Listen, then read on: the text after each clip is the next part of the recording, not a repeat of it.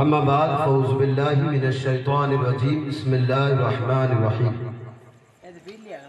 سب سے پہلے تو آپ تمامی حضرات کو بہت بہت مبارکباد کہ ہمارے علاقے میں اور شادی کے موقع پر اس طرح کی محفل سجانا یہ اللہ تبارک و تعالیٰ کے کرم سے ہی ہو سکتا ہے۔ اس لیے چند منٹوں کے لیے میں آپ کی بارگاہ میں حاضر ہوا، تو آپ لوگ بھی کوشش کریں کہ کچھ سیکھنے کی کوشش کریں، اور انشاءاللہ تبارک و تعالیٰ میں جس نیت سے یہاں آیا ہوں الحمدللہ وہ باتیں میں آپ کو بتانے کی کوشش کرنے جا رہا ہوں۔ تو آپ جو ہے ایک مرتبہ بلند آواز سے درود پاک پڑھ لیں تاکہ میں بھی اپنی گفتگو شروع کر لوں۔ پڑھیے باواز بلند اللہم صلی علی سیدنا مولانا محمد صلوات و سلام علیکہ یا حبیبی یا رسول اللہ صلی اللہ تعالی علیہ وسلم۔ معزز سامعین کرام، قرآن مجید فرقان حمید کے بارے میں بھی حضرت فرما رہے تھے۔ اللہ کے رسول علیہ السلام کی حدیثوں کے بارے میں آپ سنتے رہتے ہیں۔ ایک چھوٹی سی حدیث کا مفہوم آپ کے سامنے پہلے میں بیان کر دوں، پھر اسی حدیث کے بارے میں آپ کو بتاؤں گا۔ حدیث کیا ہے؟ وہ بخاری پاک کی حدیث پاک ہے، اور ان کے راوی کون ہے؟ حضرت عمر بن خطاب رضی اللہ تعالیٰ عنہ بیان کرتے ہیں کہ رسول اکرم صلی اللہ تعالیٰ علیہ وسلم نے ارشاد فرمایا، بندہ جو کوئی کام کرتا ہے کوئی اس کی نیت کام آتی ہے، یعنی کہ ہر ایک بندے کے جو عمل ہے اس کا دار و مدار کس پر ہے؟ نیت پر ہے۔ جیسا کہ ہمارے یہاں پر اکثر بوڑھے لوگ بولتے ہیں کہ جیڑی نیت بیڑی برکت، ہمارے یہاں پر لوگ ویسا بولتے ہیں۔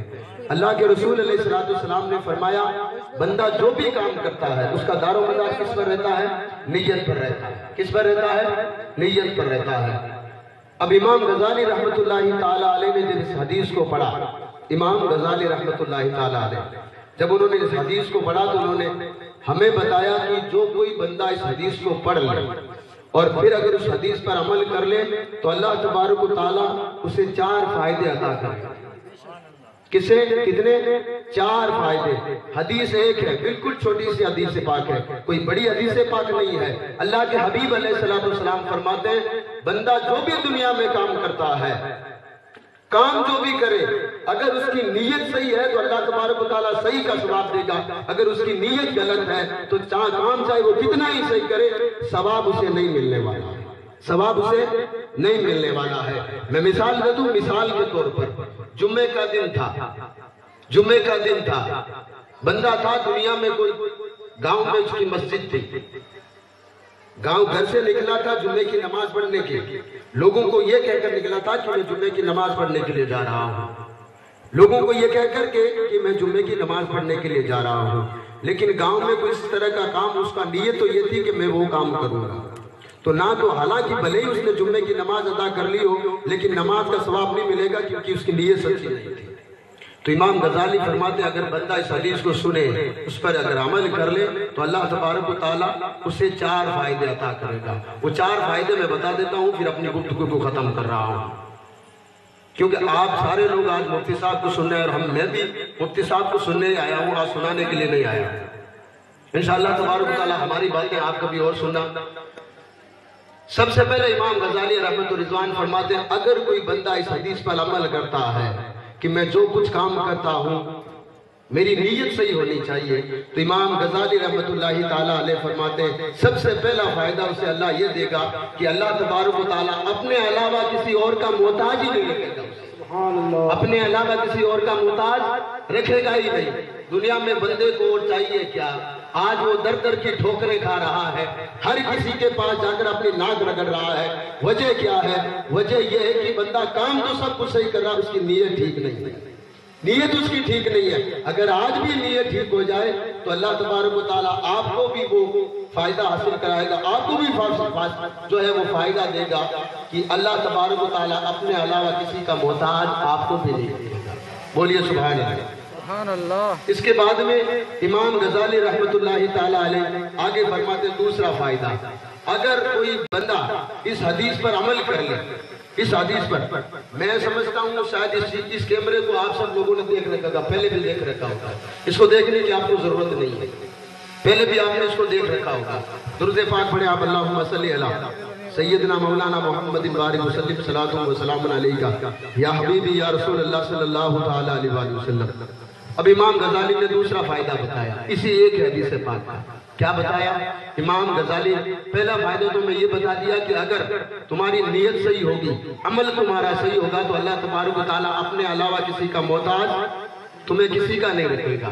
یعنی دنیا کی تمہیں ٹھوکریں کھانے کی ضرورت نہیں ہے، اپنے اور اپنے رسول کا محتاج رکھے گا۔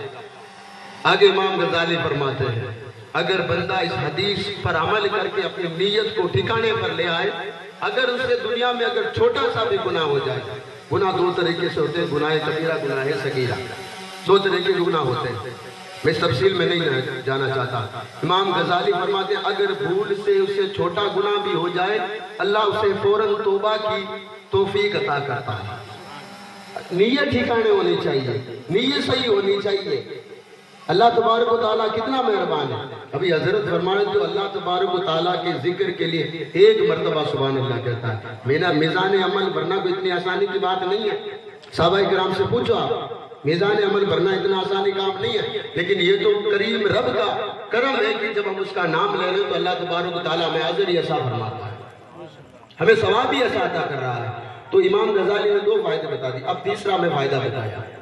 تیسرا فائدہ میں کیا بتایا؟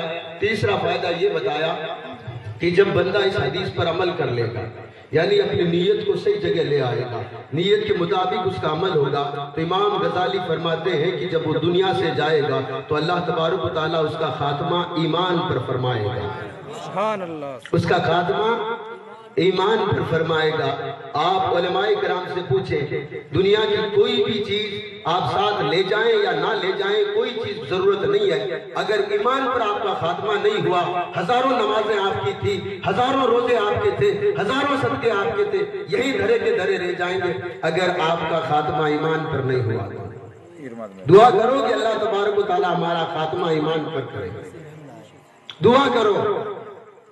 اگر ہماری نیت اچھی ہوگی، اگر ہمارا عمل اچھا ہوگا تو اللہ تبارک و تعالیٰ انشاءاللہ تبارک و تعالیٰ ہمارا خاتمہ بھی ایمان پر کرے گا۔ اور اگر ہمارا خاتمہ ایمان پر ہو گیا، گنہگار بھلے ہی ہو، انشاءاللہ تبارک و تعالیٰ اللہ ہمیں جنت عطا کرے گا۔ لیکن شرط یہ ہے کہ خاتمہ ایمان پر ہونا ضروری ہے۔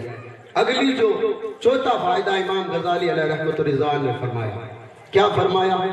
تمہاری نیت اگر صحیح ہو، عمل تمہارا صحیح ہو، یا تمہارا جو عمل ہے وہ نیت کے مطابق ہو، یعنی جیسی تمہاری نیت ہو ویسا کا ویسا تمہارا عمل ہو۔ امام غزالی فرماتے ہیں جب کل قیامت کے دن اب ہوا کیا، سب سے پہلے تو اپنے علاوہ کسی کا محتاج اس نے رکھا نہیں، تو بندہ دنیا میں کامیاب ہو گیا۔ دوسرا یہ ہوا کہ وہ جب بھی کوئی گناہ کرتا ہے تو اللہ اسے توبہ کی توفیق دے دیتا ہے، ابھی یہاں بندہ گنہگار نہیں ہے۔ تیسرا فائدہ اللہ تبارک و تعالیٰ اسے دے کیا رہا ہے؟ ایمان پر خاتمہ کر رہا ہے، یعنی کہ بندے کا امکان ابھی ہے نہیں کہ وہ مومن کے راستے سے ہٹ رہا ہو۔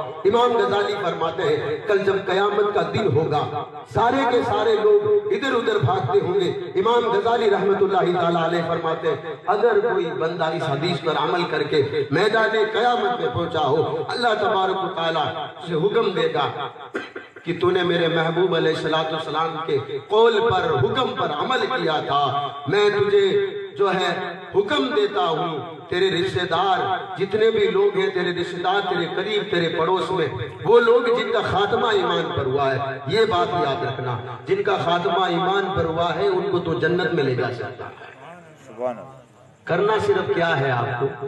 ایک نیت ہے نا جو بگڑی ہوئی ہے آج ہماری، صرف اس کو صحیح کرنا ہے۔ اگر ہم اس کو صحیح کرنے میں کامیاب ہو گئے تو انشاءاللہ تبارک و تعالیٰ یہ سارے جھنجھٹ، یہ سارے لفڑے جھگڑے سارے کے سارے ختم یہی ہو جائیں گے، نیت اگر صحیح ہو گئی ہے تو۔ اگر نیت ٹھکانے نہیں ہے تو پھر آپ سمجھ لو کہ کچھ بھی ٹھکانے نہیں ہے۔ تو نیت اچھی رکھا کرو، آگے رمضان المبارک کا مہینہ آ رہا ہے، آپ نیت کرو کہ انشاءاللہ تبارک و تعالیٰ میں پورے رمضان المبارک کے روزے رکھوں گا۔ اگر اللہ نے آپ کو زندگی نہیں بھی دی تو آپ کو نیت کرنے کا ثواب تو یوں ہی مل جائے گا، آپ کو یوں ہی مل جائے گا۔